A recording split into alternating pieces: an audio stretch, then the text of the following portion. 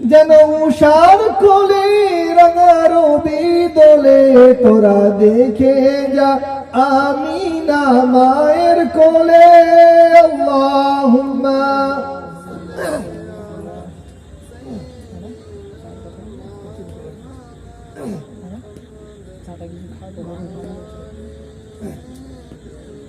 মাওলানা মুহাম্মদ। আলহামদুলিল্লাহ, সমস্ত প্রশংসা জ্ঞাপন করি সেই বিশ্ববিধাতার আরশে আজিমে, যিনি মহিয়ান গরিয়ান অনন্ত অসীম দয়ালু কৃপাবান, যিনি আপনাকে আমাকে করিয়াছে শ্রেষ্ঠ এবং দিয়েছেন সম্মান। সেই সঙ্গে সঙ্গে রব্বুল আলামিন আপনাকে আমাকে এই পৃথিবীর শ্রেষ্ঠ সম্পদ ঈমান দিয়েছেন। জোরে বলি আলহামদুলিল্লাহ। এজন্য আমরা প্রত্যেকেই অন্তরের অন্তরস্থল থেকে সদা সর্বদা রব্বুল আলামিনের প্রশংসা করব। এজন্য আবার বলি আলহামদুলিল্লাহ। আচ্ছা, শুধুমাত্র এই লফজে আলহামদুলিল্লাহর মাধ্যমেই কি আল্লাহ তাআলার প্রশংসা, আল্লাহ তাআলার কৃতজ্ঞতা জ্ঞাপন করা হয়ে যায়? আমাদেরকে এই বিষয়টি একটু জানতে হবে। আলহামদুলিল্লাহর মাধ্যম দিয়ে তো অবশ্যই আল্লাহ তাআলার প্রশংসা করা হয়, কিন্তু আল্লাহ তাআলার প্রশংসা পরিপূর্ণ তখনই হবে যখন আপনি আমি আবার আপনার জীবনে রাসূলের আদর্শকে, কোরআনের আদর্শকে, নবীজির আদর্শকে, ইসলামের আদর্শকে আনতে পারবো তখনই। কথাটা কি ভুল বললাম? উদাহরণ স্বরূপ আপনাদেরকে বোঝানোর সুবিধার্থে একটি কথা বলি। ধরুন আপনাকে কোনো ব্যক্তি উপহার স্বরূপ, উপঢৌকন স্বরূপ একটি জায়নামাজ গিফট করেছে। আপনি যদি ওই জায়নামাজটাকে নিয়ে বাড়িতে পা মোছার কাজে ব্যবহার করেন, তাহলে কি ওই জায়নামাজের পরিপূর্ণ হক বা ওই জায়নামাজের সত্যিকারের যিনি আপনাকে গিফট করেছেন তার কৃতজ্ঞতা প্রকাশ পায় কি? কখনোই না। ওই ব্যক্তিটির কৃতজ্ঞতা তখনই প্রকাশ পাবে বা ওই ব্যক্তিটিকে আপনি সম্মান মর্যাদা তখনই দেবেন যখন আপনি ওই জায়নামাজটাকে নিয়ে আপনি নামাজ পড়বেন বা আপনি কোরআন কারীম তিলাওয়াত করবেন বা আপনি জিকির আজকার করবেন, তখন ওই ব্যক্তিটির সম্মান বা ওই ব্যক্তিটির কৃতজ্ঞতা প্রকাশ পাবে। ঠিক তদ্রূপ আপনি আমি যদি আমার আপনার জীবনে রাসূলের আদর্শকে আনতে পারি, কোরআনের আদর্শকে আনতে পারি, অর্থাৎ ওই জিকির আজকার নামাজের মতো জায়নামাজটাকে যেভাবে ব্যবহার করা দরকার সেভাবে ব্যবহার করতে পারি এবং নিজের জীবনকে আলোকিত করতে পারি রাসূলের আদর্শ, কোরআনের আদর্শকে দিয়ে, তাহলে আল্লাহ তাআলার কৃতজ্ঞতা প্রকাশ প্রকৃত অর্থে পাবে। আর না হলে আমি আপনি সারা জীবন নাফরমান করছি, গুনাহ করছি, সুদ খাচ্ছি, মদ খাচ্ছি, জিনা করছি, বেবিচারের মধ্যে লিপ্ত আছি, ভাইয়ের হক মারছি, বোনের হক মারছি, প্রতিবেশীর হক মারছি, আর মেরে যদি আমি আপনি কথায় কথায় শুধুমাত্র আলহামদুলিল্লাহ আলহামদুলিল্লাহ আলহামদুলিল্লাহ জিকির করি, তাহলে কিন্তু আল্লাহ তাআলার প্রশংসা প্রকৃত অর্থে হবে না। শব্দের দিক থেকে তো হয়ে যাবে যে আলহামদুলিল্লাহ বলার মাধ্যম দিয়ে যে আলহামদুলিল্লাহ সমস্ত প্রশংসা, সমস্ত গুণকীর্তন, আরাধনা, উপাসনা সেই আল্লাহ সুবহানাহু ওয়া তাআলার জন্য, কিন্তু বাহ্যিক অর্থে প্রকৃত অর্থে আল্লাহর প্রশংসা হবে না। তো এই জন্য আমাদেরকে চেষ্টা করা আল্লাহ তাআলার প্রকৃত অর্থে আল্লাহ তাআলার প্রশংসা, আল্লাহ তাআলার কৃতজ্ঞতা জ্ঞাপন করা আমরা ইনশাআল্লাহ চেষ্টা করব। এরপরে আমি আপনি সেই নবীর শানে, সেই রাসূলের শানে দরুদ ও সালাম না পেশ করলে আমাদের এই মাজমা, আমাদের এই মজলিস যেন অপূর্ণ থেকে যায়। সেই নবী দোজাহানের বাদশা, সাইয়্যিদুল মুরসালিন, খাতামুন নবিয়্যিন, আকায়ে নামদার, তাজদার মদিনা, আহমদ মুস্তাফা জনাবে মুহাম্মদ সাল্লাল্লাহু আলাইহি ওয়াসাল্লামের শানে আমরা দরুদ ও সালামের শান্তি ধারা প্রেরণ করি। সকলে বলি সাল্লাল্লাহু আলাইহি ওয়াসাল্লাম। জোরে বলি না সাল্লাল্লাহু আলাইহি ওয়াসাল্লাম। আজকে আমরা এই যে ইসলামকে পেয়েছি, এই ইসলামকে আমরা আজকে সহজে পেয়ে গিয়েছি, কিন্তু আমরা যদি আমাদের হিস্ট্রিকে দেখি, আমরা যদি আমাদের ইতিহাসকে দেখি, আমরা যদি একটু পিছনে ফিরে যাই, আমরা যদি একটু হাদিসের দিকে মনোযোগী হই, একটু হাদিসের দিকে আমরা তালাশ করি, হাদিসের প্রতি গবেষণা করি, আমরা দেখতে পাবো, আমরা জানতে পারবো যে এই বিশ্বের বুকে ইসলামের প্রচার প্রসার ঘটাতে গিয়ে আমার আপনার নবী জনাব মুহাম্মদ সাল্লাল্লাহু আলাইহি ওয়াসাল্লাম থেকে নিয়ে তার সাহাবায়ে কিরামরা কতটা আত্মবলিদান দিয়েছিলেন, তারা কতটা ইসলামের জন্য আত্মত্যাগ করেছিলেন, তা আমরা জানতে পারবো। তার সারসংক্ষেপ আপনাদের কাছে একটু তুলে ধরার চেষ্টা করব। তার পূর্বে আমি আপনাদেরকে বলতে চাইবো বা আপনাদেরকে একটি বার্তা দিতে চাইবো যে আমি আপনি নিজেকে নিজে অনুশোচনা করা দরকার, নিজেকে নিজে চিন্তা করা দরকার যে আমি আপনি ইসলামের জন্য কতটুকু সময় ব্যয় করেছি, আমি আপনি ইসলামের জন্য কতটুকু অর্থ ব্যয় করেছি, আমি আপনি ইসলামের জন্য নিজের জান মালকে কতটুকু দিতে পেরেছি। এটি একটি ভাবার বিষয়, একটি চিন্তার বিষয়। আজকে মুসলমান জাতি তার পিছনের ব্যাকগ্রাউন্ডকে, তার পিছনের ইতিহাসকে ভুলে যেতে চলেছে, যার কারণে আজকে আমরা সর্ব জায়গায় আমরা হেনস্থার শিকার হচ্ছি। আজকে আমরা সর্ব জায়গায় আমরা লাঞ্ছিত, অপমানিত, অপদস্থ হচ্ছি। তার একটি কারণ আমরা ইতিহাসকে ভুলে গিয়েছি, আমরা রাসূলের আদর্শকে ছেড়ে দিয়েছি, আমরা কোরআনের আদর্শকে ছেড়ে দিয়েছি, আমরা নবীজির আদর্শকে ছেড়ে দিয়েছি, আমরা সাহাবীদের আদর্শকে ছেড়ে দিয়েছি, আমরা ওলি আউলিয়াদের আদর্শকে ছেড়ে দিয়েছি, দিয়ে আমরা আজকে মডার্ন আদর্শকে নিজের জীবনে অনয়ন করতে গিয়ে আজকে আমরা বিভিন্ন নায়ক নায়িকাদের, বিভিন্ন ফিল্ম স্টারদের, বিভিন্ন খেলোয়াড়দের, বিভিন্ন প্লেয়ারদের আদর্শকে অনুকরণ করতে চলেছি এবং আমার নিজের জীবন থেকে ইসলামকে আমরা মুছে দিতে চলেছি। এর থেকে বড় ভাগ্যের, বড় পরিতাপের, বড় আফসোসের আর কি হতে পারে, আপনারাই বলুন।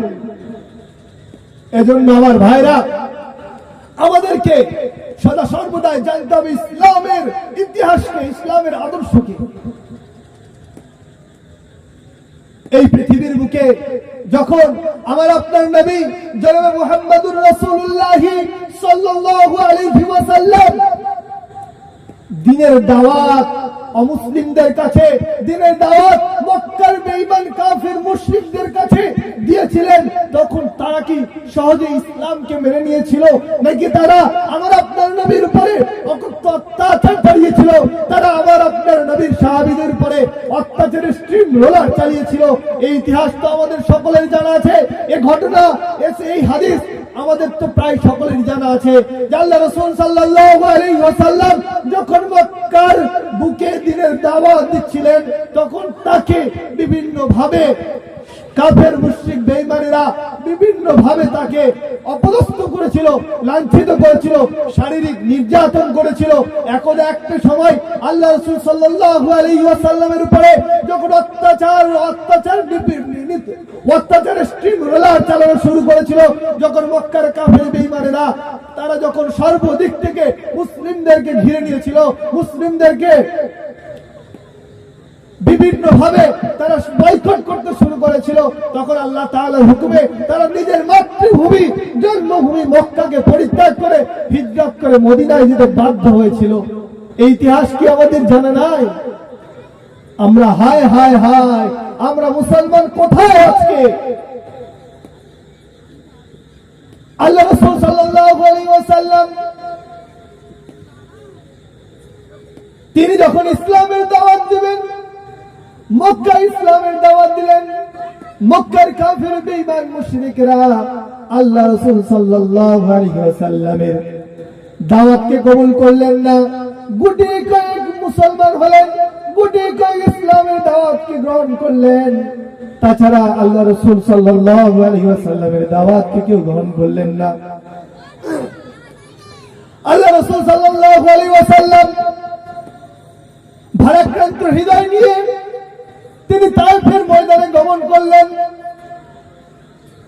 মনে একটি আশা যে এই বিশ্বের পরিচালক, এই বিশ্বের নিয়ন্ত্রক রব্বুল আলামিনের দাওয়াতি কালিমা লা ইলাহা ইল্লাল্লাহু মুহাম্মাদুর রাসূলুল্লাহ, এই দাওয়াতি কালিমাকে বিশ্বের বুকে প্রচার করে দিয়ে ইসলামের সুমহান আদর্শকে পরিবেষ্টিত করে, ইসলামের সুমহান আদর্শকে মানুষের সম্মুখে তুলে ধরার কারণে আল্লাহ রাসূল সাল্লাল্লাহু আলাইহি ওয়াসাল্লাম চিন্তিত। এজন্য আল্লাহ রাসূল সাল্লাল্লাহু আলাইহি ওয়াসাল্লাম তায়েফের ময়দানে চলে গেলেন। তায়েফের ময়দানে গিয়ে আল্লাহ রাসূল সাল্লাল্লাহু আলাইহি ওয়াসাল্লাম দ্বীনের দাওয়াত দিচ্ছেন, দ্বীনের দাওয়াত দিচ্ছেন। আমার ভাইরা একটু গভীর মনোযোগ দিয়ে শুনি। আমার আপনার নবী, আমার আপনার রাসূল জনাব মুহাম্মদুর রাসূলুল্লাহ সাল্লাল্লাহু তাআলা আলাইহি ওয়াসাল্লাম ইসলামের জন্য, দ্বীনের জন্য কত কষ্ট করেছিল আমার ভাইরা। তায়েফের ময়দানে গিয়ে আল্লাহ রাসূল সাল্লাল্লাহু আলাইহি ওয়াসাল্লাম যখন দ্বীনের দাওয়াত দিচ্ছেন, তায়েফের লিডারেরা, তায়েফের সর্দারেরা আল্লাহ রাসূল সাল্লাল্লাহু আলাইহি ওয়াসাল্লামের এই দ্বীনের দাওয়াতকে কবুল করলেন না, বরং আল্লাহ রাসূল সাল্লাল্লাহু আলাইহি ওয়াসাল্লামের পিছনে মক্কার এই তায়েফের বাচ্চা বাচ্চা কাফের মুশরিক শিশুদেরকে লেলিয়ে দিল। লেলিয়ে দিয়ে বলে দেওয়া হলো, ওই দেখো একজন পাগল মুহাম্মদ পাগলের মতো পাগলামি করছে। বাচ্চা শিশুদেরকে যখন লেলিয়ে দেওয়া হলো, ওই বাচ্চা শিশুরা আমার আপনার নবী, বিশ্ব নবী জনাবে মুহাম্মদুর রাসূলুল্লাহ সাল্লাল্লাহু আলাইহি ওয়াসাল্লামকে পাথর মারতে লাগলেন, ঢিল ছুটতে লাগলেন, বিভিন্ন ভাবে আল্লাহ রাসূল সাল্লাল্লাহু আলাইহি ওয়াসাল্লামকে আঘাত করতে লাগলেন। এমন ভাবে আঘাত করতে লাগলেন আল্লাহ রাসূল সাল্লাল্লাহু আলাইহি ওয়াসাল্লামের শরীর থেকে রক্ত বয়ে পড়ে, রক্ত ঝরে ঝরে পড়ে। আমার আপনার নবী, বিশ্ব নবী জনাব মুহাম্মদুর রাসূলুল্লাহ সাল্লাল্লাহু তাআলা আলাইহি ওয়াসাল্লাম বেহুশ হয়ে যায়, বেহুশ হয়ে তায়েফের জমিনে পড়ে যায়। আল্লাহ পাক রব্বুল আলামিন হযরত জিবরিল আলাইহিস সালাতু ওয়াস সালামকে বললেন, জিবরিল আলাইহিস সালাতু ওয়াস সালামকে ডেকে বললেন, ও জিবরিল তুমি চলে যাও, তায়েফের ময়দানে চলে যাও। আমার আপনার নবী, বিশ্ব নবী, আমার প্রাণের নবী, আমার দোস্ত, আমার বন্ধু তায়েফের ময়দানে রক্তে রক্তাক্ত হয়ে পড়ে রয়েছে, তার কাছে পৌঁছে যাও। বলা মাত্র হযরত জিবরিল আলাইহিস সালাতু ওয়াস সালাম আমার আপনার নবীর কাছে এসে উপস্থিত। আমার ভাইরা, আল্লাহ রাসূল সাল্লাল্লাহু আলাইহি ওয়াসাল্লামের কাছে এসে হযরত জিবরিল আলাইহিস সালাতু ওয়াস সালাম বলছেন, ইয়া রাসূলুল্লাহ, ইয়া হাবিবাল্লাহ, আপনি যদি বলেন, আপনি যদি হুকুম দেন, আপনি যদি অর্ডার দেন, তাহলে আমি এই তায়েফবাসীকে, দুই পাহাড়ের মাঝখানে আমি তায়েফবাসীকে ধ্বংস করে দিতে সক্ষম। আপনি শুধু একটি বারের জন্য হুকুম দেন, একটি বারের জন্য আদেশ দেন। আল্লাহ রাসূল সাল্লাল্লাহু আলাইহি ওয়াসাল্লাম তিনি কেমন আদর্শের অধিকারী ছিলেন, তিনি কেমন মানবতার নবী ছিলেন, তার দৃষ্টান্ত দেখুন। আমার আপনার নবীকে রক্তে রক্তাক্ত করে দিল তায়েফের মানুষেরা, তবুও আমার আপনার নবী, বিশ্ব নবী জনাবে মুহাম্মদুর রাসূলুল্লাহ সাল্লাল্লাহু আলাইহি ওয়াসাল্লাম জিবরিল আলাইহিস সালাতু ওয়াস সালামকে বললেন না, এই জিবরিল তুমি এই পাহাড়ের মাঝখানে এই জাতিকে ধ্বংস করে দাও, এই পাহাড় দিয়ে পিছে জাতিকে ধ্বংস করে দাও। আমার আপনার নবী বললেন না, আমার আপনার নবী, বিশ্ব নবী জনাবে মুহাম্মদুর রাসূলুল্লাহ সাল্লাল্লাহু আলাইহি ওয়াসাল্লাম বলেছিলেন, হে জিবরিল, এরা হয়তো আজকে আমাকে বুঝতে পারে নাই, এরা হয়তো আজকে আমাকে চিনতে পারে নাই যে আমি যে এদের নবী, আমি যে সাইয়্যিদুল মুরসালিন, আমি যে রাহমাতুল লিল আলামিন। এরা হয়তো বুঝতে পারে নাই, হতে পারে এদের পূর্ববর্তী প্রজন্ম, এদের পরবর্তী প্রজন্ম হয়তো তারা ইসলাম আনবে, তারা আমাকে নবী বলে মেনে নেবে। হে জিবরিল, এদেরকে ধ্বংস করো না। যে নবী রক্তে রক্তাক্ত হয়ে যাওয়ার পরেও দোয়া করেছিলেন, সেই নবীর তো আমরা উম্মত, সেই নবীর আদর্শে তো আমরা আদর্শিত হতে চাই, ঠিক কিনা বলেন? তাহলে ইনশাআল্লাহ আমরা সেই রাসূলের আদর্শে আদর্শিত হওয়ার চেষ্টা করব ভাইরা। এভাবে করে আল্লাহ রাসূল সাল্লাল্লাহু আলাইহি ওয়াসাল্লামের উপরে অকথ্য অত্যাচার করা হয়েছিল।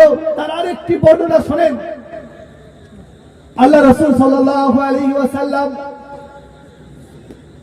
কাবা শরীফের চত্বরে নামাজ আদায় করছেন। নামাজ আল্লাহ রাসূল সাল্লাল্লাহু আলাইহি ওয়াসাল্লাম যখন নামাজ আদায় করছেন, মক্কার কাফের বেঈমানেরা আল্লাহ রাসূল সাল্লাল্লাহু আলাইহি ওয়াসাল্লাম যখন সাজদায় গেলেন, ওই সাজদার মধ্যে আল্লাহ রাসূলের মাথার উপরে উটের নাড়ি ভুঁড়ি চাপিয়ে দিলেন।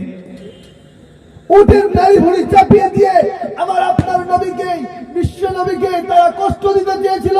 উহুদের প্রান্তরে আমার আপনার নবীর দন্ত মুবারককে, দাঁত মুবারককে তারা শহীদ করে দিয়েছিল। এভাবে করে সাহাবী কিরামদের যদি জীবনী আমরা লক্ষ্য করে দেখি, হযরত বিলাল রাদিয়াল্লাহু তাআলা আনহু, যে বিলাল হাবশী গোলাম, এই বিলাল রাদিয়াল্লাহু তাআলা আনহুকে ইসলাম আনার কারণে, ইসলামের উপরে আসার কারণে, রাসূলের আদর্শকে মেনে নেওয়ার কারণে, কোরআনের আদর্শকে মেনে নেওয়ার কারণে, নবীজির আদর্শে আদর্শিত হওয়ার কারণে মক্কার বেঈমান কাফেররা তাকে উটের পিছনে, ঘোড়ার পিছনে রশি দিয়ে বেঁধে মক্কার অলিতে গলিতে ঘোড়াকে বা উটকে দৌড়াতো আর ছোটাতো। আর বিলাল রাদিয়াল্লাহু তাআলা আনহু ওই উত্তপ্ত বালিতে গস্তে গস্তে পাথরের জমিতে গস্তে গস্তে সারা শরীর থেকে রক্ত ঝরতো। তবুও বিলাল রাদিয়াল্লাহু তাআলা আনহু বলতেন আহাদ আহাদ আহাদ। তখনও আল্লাহ রাসূলের আদর্শকে কিন্তু হযরত বিলাল ছাড়েনি। হযরত বিলাল আল্লাহ রাসূলের আদর্শকে মজবুত করে ধরেছিল। হযরত বিলাল নবীজির আদর্শকে মজবুত করে ধরে তখনও ঘোষণা দিয়েছিলেন আহাদ আহাদ আহাদ। এভাবে আম্মার ইবনে ইয়াসির রাদিয়াল্লাহু তাআলা আনহুকে মক্কার বেঈমান কাফিররা অনেক আঘাত করেছিল, অনেক কষ্ট দিয়েছিল। এমনও হাদিস পাকের মধ্যে আছে যে আল্লাহ রাসূল সাল্লাল্লাহু আলাইহি ওয়াসাল্লাম অমুসলিমদের বিরুদ্ধে জিহাদের ডাক দিয়েছেন। সেই জিহাদের ময়দানে আল্লাহ রাসূল সাল্লাল্লাহু আলাইহি ওয়াসাল্লাম যাবেন, কিন্তু সাহাবায়ে কিরামদের কাছে পর্যাপ্ত খাদ্য নাই, পর্যাপ্ত আহার নাই। তবুকের যুদ্ধের ঘটনা, তবুকের জিহাদের ঘটনা একটু যদি আপনাদেরকে বলি, যে তবুকের যুদ্ধে আল্লাহ রাসূল সাল্লাল্লাহু আলাইহি ওয়াসাল্লাম যখন যাবেন, তখন সাহাবায়ে কিরামদেরকে ডাক দিলেন, ও আমার সাহাবায়ে কিরামরা, ও আমার সাহাবীরা, তবুকের ময়দানে আমাদেরকে অমুসলিমদের বিরুদ্ধে জিহাদে যেতে হবে। তোমরা কি সকলে প্রস্তুত আছো? এমন কঠিন পরিস্থিতি, সেই টাইমে উত্তপ্ত গরম, তখন গ্রীষ্মকাল চলছে, একদিকে খেজুর গাছে ফসল, খেজুর গাছের খেজুর পেকে গিয়েছে, পাড়ার সময় হয়ে গিয়েছে, এমন একটি কঠিন মুহূর্ত। আর এদিকে বাড়িতে আহার নাই, খাদ্য নাই, বাড়িতে সাজ সরঞ্জাম নাই। এরকম পরিস্থিতিতে আল্লাহ রাসূল সাল্লাল্লাহু আলাইহি ওয়াসাল্লাম ডাক দিলেন। তখনও কিন্তু সাহাবীরা লাব্বাইক বলে আল্লাহ রাসূল সাল্লাল্লাহু আলাইহি ওয়াসাল্লামের পাশে দাঁড়িয়েছিলেন এবং তবুকের ময়দানে যে গিয়েছিলেন, তবুকের ময়দানে কাফির বেঈমানদের বিরুদ্ধে আল্লাহ রাসূল এবং তার সাহাবীরা জিহাদ করেছিলেন। হাদিস পাকের মধ্যে এসেছে, তাফসীরে জালালাইনের মধ্যে সূরা তাওবার ব্যাখ্যা করতে গিয়ে ইমাম জালালউদ্দিন সৈয়দী রাহমাতুল্লাহ আলাইহি ওখানে বর্ণনা করেছেন। আমাদের শাইখুল হাদিসরা, আমাদের মুফাসসির যাদের কাছ থেকে আমরা শিক্ষা নিয়েছি, তাফসীর পড়েছি, তারা বলছিলেন এই হাদিসের দর্শে, ওই তাফসীরের দর্শে, যে হযরতে আমার আপনার নবী, বিশ্ব নবী যখন এই তবুকের ময়দানে সাহাবীদেরকে দিয়ে রওনা হয়েছেন, যে পথিমধ্যে খাবারও শেষ, আহারও শেষ, পানীয় দ্রব্য প্রায় শেষের পথে। এমনকি হাদিস পাকের মধ্যে এসেছে, একটি খেজুরের গুঠলিকে আল্লাহ রাসূলের সাহাবীরা কয়েকজন পরিবর্তন করে চুষতে চুষতে চুষতে চুষতে জিহাদের ময়দানে গিয়েছিলেন। এভাবে করে ইসলামকে পৃথিবীর বুকে ছড়িয়েছিলেন। আজকে আমরা কতটুকু কষ্ট করছি, আজকে আমরা কতটুকু নিজেদের জীবনকে, নিজেদের সবাইকে, নিজেদের মালকে আল্লাহর রাস্তায় কুরবানি দিচ্ছি। একটু ভাবার বিষয়, একটু চিন্তার বিষয়, আপনাদের চিন্তা চেতনার মধ্যে দেওয়ার জন্য আমি আজকে এই কথাগুলো বলছি। কোন জাতি, কোন সমাজ তখন কখনোই পরিবর্তন হতে পারে না যতক্ষণ না নিজে নিজে চিন্তা করে এবং নিজের পরিবর্তন না করে। আল্লাহ পাক রব্বুল আলামিন কুরআনুল কারীমের মধ্যে এই ঘোষণা দিয়েছেন যে যখন কোন জাতি নিজেকে নিজে না পরিবর্তন করতে পারে আল্লাহ তাআলা তাদের পরিবর্তন করে না। আর আল্লাহ সুবহানাহু ওয়া তাআলা পবিত্র কুরআনুল কারীমের মধ্যে অসংখ্য আয়াত এনেছেন, যে আয়াতের মধ্যে আল্লাহ তাআলা বলছেন আছে কি কোন চিন্তাশীল জাতি, আছে কি কোন গবেষণামূলক জাতি, আছে কি কোন জ্ঞান অর্জনমূলক জাতি। সে জাতির মধ্যে রয়েছে নিদর্শন। যে জাতি গবেষণা করে, যে জাতি চিন্তা করে, যে জাতি অনুসন্ধান করে, সে জাতির জন্য আছে। আজকে আমরা চিন্তা চেতনার বাইরে চলে গিয়েছি ভাইরা। আমরা গবেষণা করি না, আমরা ইসলামকে জানি না, ইসলামকে বোঝার চেষ্টা করি না। ইসলামের সুমহান আদর্শকে যদি আমরা নিজেদের চারিত্রিক জীবনে আনতে পারতাম, আমরা নিজেদের বৈবাহিক জীবনে, আমরা জীবনের আমাদের প্রত্যেকের পারিবারিক জীবনে, সবার জীবনে, রাষ্ট্র জীবনে আনতে পারতাম, তাহলে হয়তো আমাদেরকে দেখে অমুসলিমরা ইসলাম ধর্ম গ্রহণ করত। ইসলামের প্রচার প্রসার তরবারির দ্বারাই, জিহাদের দ্বারাই, যুদ্ধের দ্বারাই হয় নাই, একথা সর্বজন বিদিত। ইসলামের প্রচার প্রসার হয়েছে আল্লাহ রাসূল সাল্লাল্লাহু আলাইহি ওয়াসাল্লামের আদর্শে, আল্লাহ রাসূল সাল্লাল্লাহু আলাইহি ওয়াসাল্লামের সাহাবীদের আদর্শে। এজন্য তো আল্লাহ রাব্বুল আলামিন পবিত্র কুরআনুল কারীমের মধ্যে বললেন, ওয়া মা আরসালনাকা ইল্লা রাহমাতাল লিল আলামিন, হে নবী আমি আপনাকে প্রেরণ করি নাই কিন্তু সমগ্র বিশ্ব মানব জাতির জন্য রহমত স্বরূপ। অর্থাৎ আল্লাহ রাসূল সাল্লাল্লাহু আলাইহি ওয়াসাল্লাম বলেন সমগ্র বিশ্ববাসীর জন্য রহমত স্বরূপ। এখানে আল্লাহ রাব্বুল আলামিন মুমিনদের জন্য, মুসলমানদের জন্য খাস বললেন না যে ইল্লা রাহমাতাল লিল মুমিনিন, ইল্লা রাহমাতাল লিল মুসলিমিন। এখানে আল্লাহ রাব্বুল আলামিন বললেন ইল্লা রাহমাতাল লিল আলামিন। আলামিন হচ্ছে বহুবচন, যার অর্থ হচ্ছে সমগ্র বিশ্ব জগতের জন্য আল্লাহ রাসূল সাল্লাল্লাহু আলাইহি ওয়াসাল্লাম হলেন রহমত। আমার ভাইরা, এজন্য তো আল্লাহর কুরআন অন্য আরেক জায়গায় ঘোষণা দিলেন, লাকাদ আল্লাহ রাসূল আল্লাহ পাক রব্বুল আলামিন অন্য আরেক আয়াতে ঘোষণা দিলেন যে তোমাদের জন্য তোমাদের রাসূলের মধ্যে রয়েছে উত্তম আদর্শ। লাকাদ কানা লাকুম ফি রাসূলিল্লাহি উসওয়াতুন হাসানাহ, যে তোমাদের জন্য তোমাদের রাসূলের মধ্যে রয়েছে আদর্শ। জোরে বলি সুবহানাল্লাহ। কয়েকটি কথা বলি, আল্লাহ রাসূল সাল্লাল্লাহু আলাইহি ওয়াসাল্লামের আদর্শ থেকে কেমন ভাবে ইসলাম এনেছেন সাহাবীরা, অমুসলিমরা। দেখেন আল্লাহ রাসূল সাল্লাল্লাহু আলাইহি ওয়াসাল্লাম যখন মক্কার বুকে প্রথম ইসলামের দাওয়াত দেবেন, তখন আল্লাহ রাসূল সাল্লাল্লাহু আলাইহি ওয়াসাল্লাম মক্কার সমস্ত মানুষদেরকে ডাকলেন এক জায়গায়। একটি পাহাড়ের ঘাটিতে আল্লাহ রাসূল সাল্লাল্লাহু আলাইহি ওয়াসাল্লাম উঠলেন। ওঠার পরে আল্লাহ রাসূল সাল্লাল্লাহু আলাইহি ওয়াসাল্লাম মক্কার সমস্ত গোত্রকে আহ্বান করলেন, ডাকলেন। সেই ময়দানে তারা উপস্থিত হলো। আল্লাহ রাসূল সাল্লাল্লাহু আলাইহি ওয়াসাল্লাম তাদেরকে লক্ষ্য করে বলছেন, হে মক্কার কাফির বেঈমান মুশরিকেরা, হে কুরাইশ গোত্রের মানুষেরা, আজকে যদি আমি এখান থেকে আহ্বান জানাই, এখান থেকে আপনাদেরকে ঘোষণা দিই যে এই পাহাড়ের পিছন থেকে একদল শত্রু আপনাদের এই মক্কা শহরকে ধ্বংস করার জন্য, আক্রমণ করার জন্য তারা প্রস্তুতি নিচ্ছে বা তারা আক্রমণ করতে চলেছে, তোমরা কি তা বিশ্বাস করবে? তখন মক্কার কাফির বেঈমান মুশরিকেরা বলেছিল, হে মুহাম্মদ,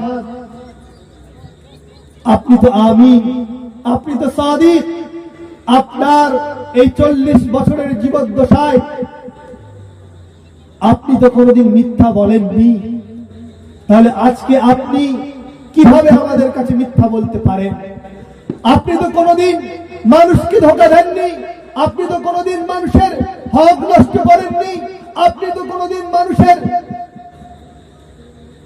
অর্থ সম্পদকে অপচয় করেননি, আপনি তো কোনোদিন প্রতিবেশীর হক নষ্ট করেননি, আপনি তো কোনোদিন অমুসলিমদেরকেও আঘাত করেননি।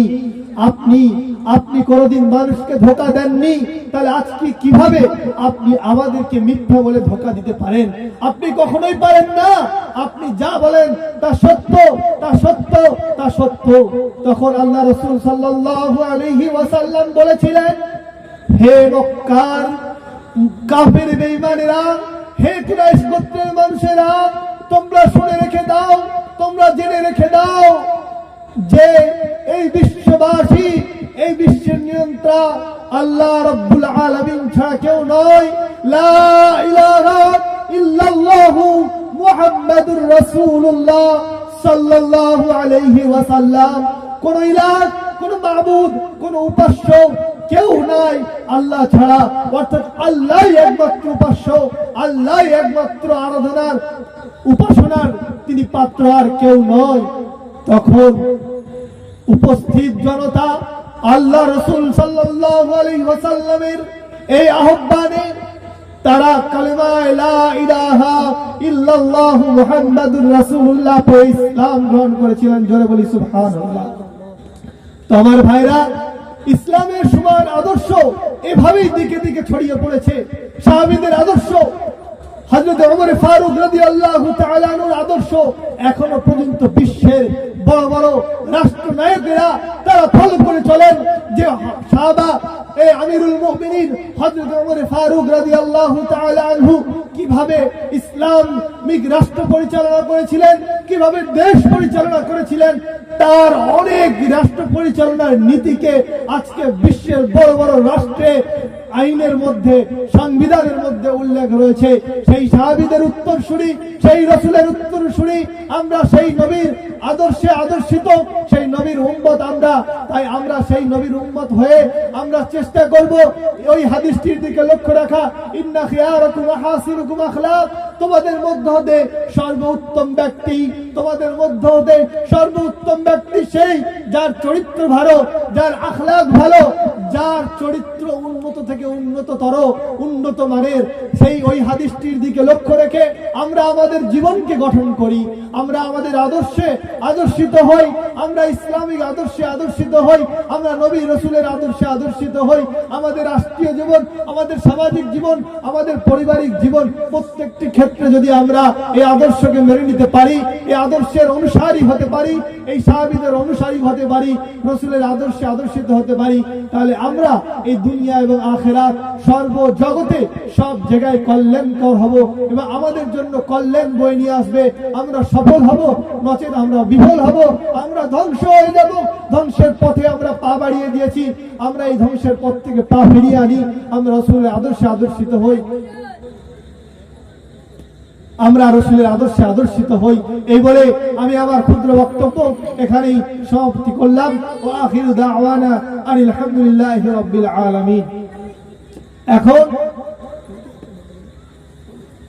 এখন আপনাদের সম্মুখে আপনাদেরই আমাদের এলাকার পরিচিত সকলের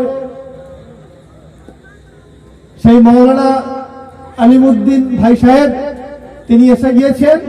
তিনি আপনাদের সম্মুখে ইসলামের সুমহান আদর্শ, রাসূলের বাণী কোরআনুল কারীম থেকে কিছু কথা রাখবেন। ইনশাআল্লাহ আমরা মনোযোগ দিয়ে শুনবো, আর অবশেষে দোয়া হবে। ইনশাআল্লাহ আমরা দোয়া করে এখান থেকে ফিরবো ইনশাআল্লাহ।